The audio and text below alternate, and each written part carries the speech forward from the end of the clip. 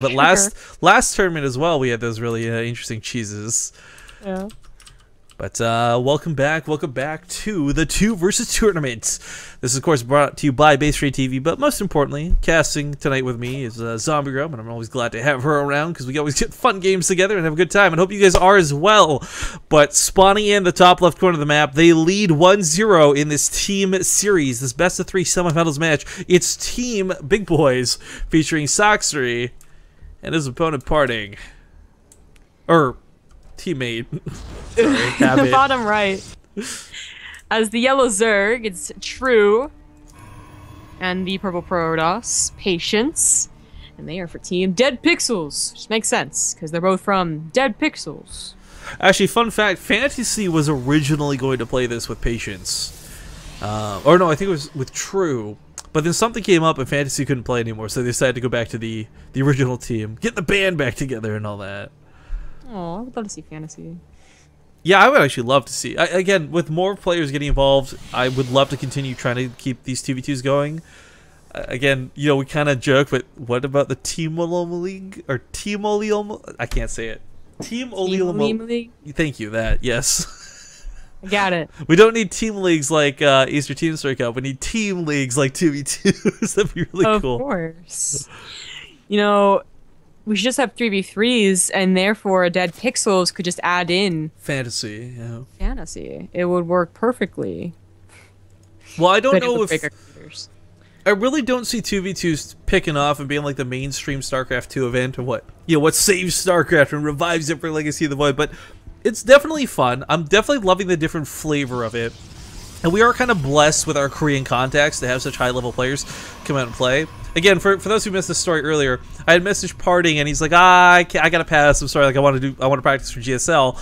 But then he kind of turned around and said, you know what? This could be fun. Let's just screw around. Let's do it. And here he is in the semifinals, right? I think for Sacsri too, kind of everyone takes things so seriously in Korea. There's like the whole ruled by the Iron Gauntlet, Kespa, and all that. But once in a while, I guess even these guys like to have a bit of fun and dick around and get some money for it too. I mean, we put up a pretty sizable prize pool for this, $500. I guess none of these guys are on Kespa teams. Oh yeah, well the ones that are left, I guess. Oh, like looking at all the other brackets, I don't think any of them are. It used to be like, you know, where it's a surprise, but now that everyone is crisscrossing teams and ESF isn't even in the round anymore, it's more and more of a surprise. Yeah, I guess I keep thinking Gumiho's on well, Troya MVP. Technically, yes, you're right. It just By the way, so fun fact, Penguin apparently almost convinced Marine King to be his partner to play the 2v2 tournament, because Penguin's living in the, or he's staying at the MVP house while he's in Korea. Yeah, Marine King looked at him and was like, a foreigner? That'll drag me down. Well, apparently he had almost stolen Gumiho, but Gumiho ended up going with Choya.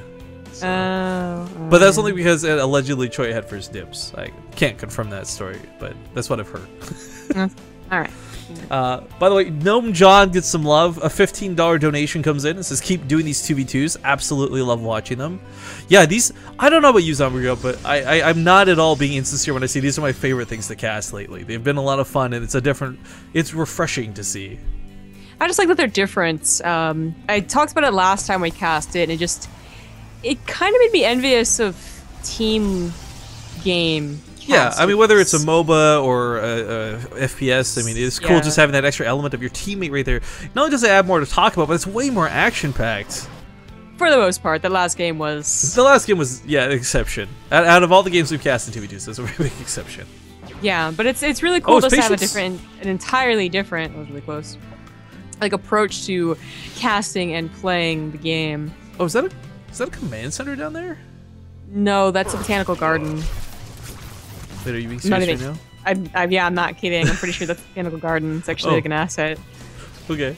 Well, the Phoenix coming out is going to clear up some of the overlords. The Oracle itself, as we see, didn't really kill that much. So coming back home, one drone, one overlord to start. But I'm surprised they didn't just play super greedy. I keep thinking we go to Old Country, and every time we do, I'm expecting both teams to play super insanely greedy. I mean, the gold base is right here.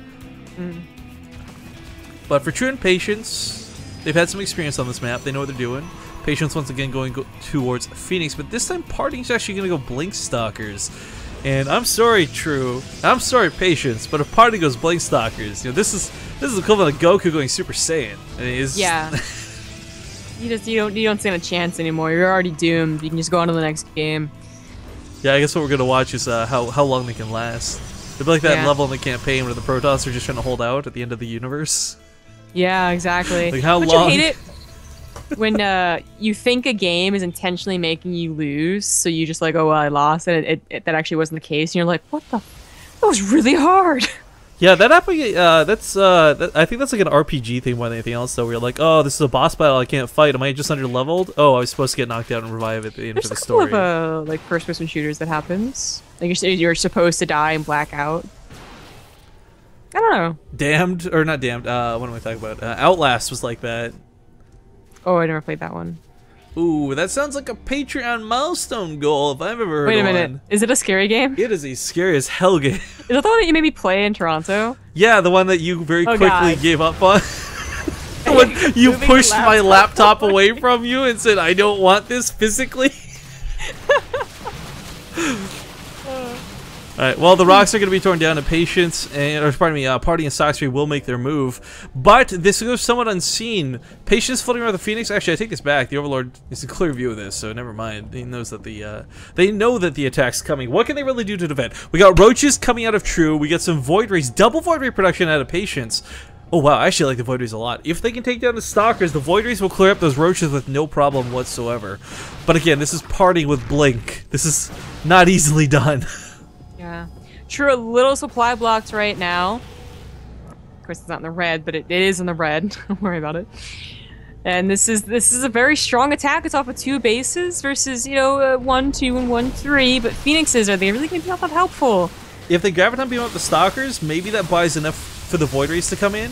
Because, I mean, the Stalkers will focus on the Void Rays pretty easily, I feel. There we go. There's that crowd control element coming into effect. That was really nice. This is going to allow the Roaches to just overpower, and now Party's going to have to blink away. Ooh, this worked out really well for Team deadpixels. Yeah, just picking up everything maybe wouldn't have worked out so nicely if he had not bothered to get those Void Rays. Got Void Rays while prismatically aligning, though, are just straight up broken. If they're attacking something armored, of course. If they're not, then they're kind of useless. But that damage is insane. Yep. Yeah, that just kind of, that was it for the attack. And now True has a gold base. I mean, I guess Party and Sacsri could both expand, although Sacsri kind of pulling on me right now and just creeping everything up. Whoopsie. Yeah. Well, he's even inside the base of Oh, no, Party. see, he was nice enough. He didn't creep up the top side. He was like, no, Partying, you take that one. I'll take this one. Yeah, it's really fun when you're playing a 2v2 with your teammate and you have to actively kill her creep tumors just so you can build anything. Well, do you want creep spread or don't ya? I can't choose where it goes. Do you want creep spread? Because this is how you get creep spread. It's a very important tool, Rifkin. Well, the infestation pick coming out of Sacsri is kind of an interesting choice. I guess identifying that this is going to be air once again.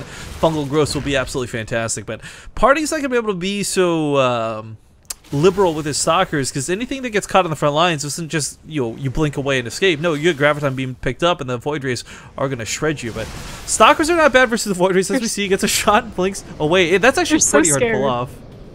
Yeah, they're just so scared. They're like, if I take any more time, he's going to just kill everything. Yeah. This is... Winning the ground fight's going to be kind of difficult. There are going to be force fields. This is very, very dangerous. There's nothing better for Parting and Sacsri here. Don't they take care of the Void Rays? This is really cool because we've never seen anyone go this heavy on the Void Ray composition in 2v2s to date, but they are working out pretty darn well. However, most of the buffer is gone now for Team Parting, or Team Big Boys, and the Roaches from True, more so than the Void Rays, are looking quite dangerous. Yeah. It looks like they might just barely know the Void Rays are still alive and running. Never mind. This is Parting, though, blinking back. He's living way longer than he should in any normal engagement. He's still holding and buying time for those infestors to get, buying time for the roaches to spawn, buying time for those reinforcements. And the charge. That prismatically alignment, it's almost off cooldown again. You just see there's a couple more seconds to recharge, reinforce here for Patience and True, and that'll be good. They can still push. Yeah, that's a huge supply line of roaches coming. I mean, True supply is double pretty much everyone else as far as army value goes, but Parting is running from the Void Rays. That damage is so ridiculous. Look at the Stalkers melt in 1 second. You barely got to see it die.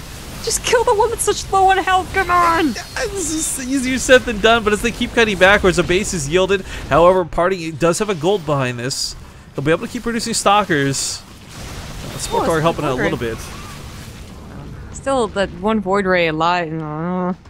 Yeah, this is hard to deal with, but I think these fungal growths, not just good but necessary to holding this. If you decide, like, you can't really harass it anymore either, because if he has to blink back, then that's blink off or on cooldown. So it just means Patience and True pounces. This is a very delicate position, but they are going to go ahead and kill Parting's gold base. The nice thing is Parting isn't really relying on this gold. It was a supplement. He did have a natural base down, does have a natural base down. He's mining from it, so the gold base is just kind of the acceleration calming down. Losing this isn't that big of a deal, but something from Patience? Patience, it says go, go, yo. Oh. He's telling him to go. Well, the fungal growth is actually really nice. It doesn't deal a lot of damage, but it will keep the Void Rays back, allowing them to fight the Roaches for a little bit. Blinking back, Force Field's going down, but continuing to blink, continuing to try and maintain this Stalker count. Parting's retention has been fantastic this game. His resources loss has been quite good, but I don't know if he can deal with the Roaches and the Void Rays. If it was one or the other, I definitely would have faith in Parting, but I think Team deadpixels is on the verge of tying up the series. Another race match. Semantic alignment is almost off cooldown again, too. That's gonna be it. They run into the Void Rays. Oh boy. Alright, well played. Well played out of Team deadpixels. They also bring a unique composition we haven't seen yet to the party. Well played. We got a funny donation towards the end of that game, by the way. Sorry, I caught up in the action, but